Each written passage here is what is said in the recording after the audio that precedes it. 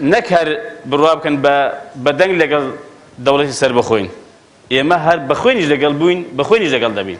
کۆمەڵی ئیسلامی کوردستان ڕای دەگەێنێت ئەگەر زەمینە سازی بکرێت نەک بە دەنگ بەڵکو بە خوێن لەگەڵ دەوڵەتی سەربەخۆی داینا. بۆ مەبەستەش لە ساڵی 2014 میری کۆمەڵ پرۆژەی بۆ دەوڵەتی کوردستان هەبووە. عەبدولستار مەجید لە سێمین دیداری زانکۆی سلەحەدین وتی پێویستە کێشەکان چارەسەر بکرێن لە سەروی هەمووانەوە پەرلەمان کارا بکرێتەوە و خەڵک ئاش بکرێتەوە. ئەو کات خەڵک ئامادەیە لە پێناو ریفراندۆم قوربانی بدات. ئێمە لەگەڵ ریفراندۆمین لەگەڵ گشتپرسی نەک هەر لەگەڵ گشتپرسین.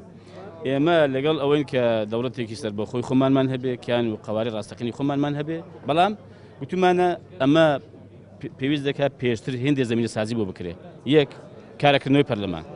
بۆ کارەکردنەوەی پەرلەمان گوتمانە ئێمە پێشنیاری ئەوە دەکەین کە لایەنە سیاسی سەرنجەکان هەموو کوردستان کۆ ببنەوە پەرلەمان چۆن کارا بکرێتەوە. ئایا لەکوێ دەست پێ بکاتەوە کە خۆی تەمەنی کەم ماوە.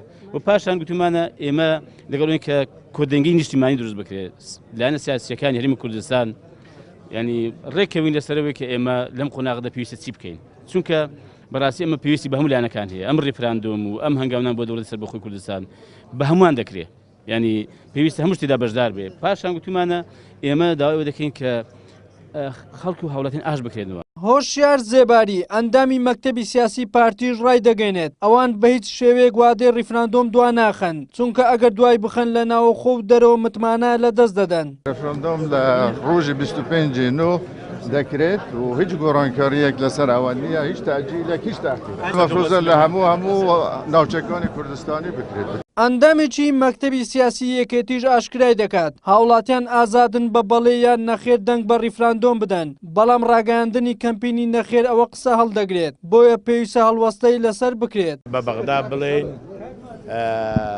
جانیبی کوردی ئەو بڕیاری بۆ وەرگرت کە ریفراندۆم بکە و پێیان دەڵێن کە هەرێمی کوردستان لە گفتوگۆ لەگەڵ ئێوە مەعیوز و بۆیە ئەو بڕیارەی وەرگرت.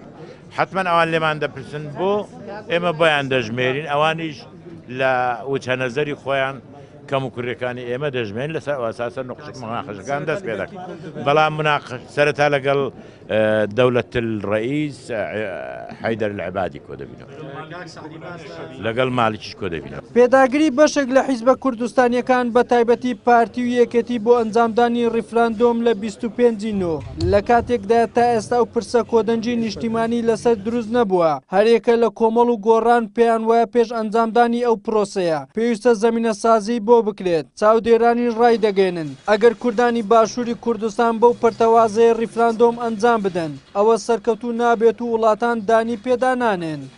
وەلی سەلیم کەناڵی ئاسمانی پێیان هەولێر.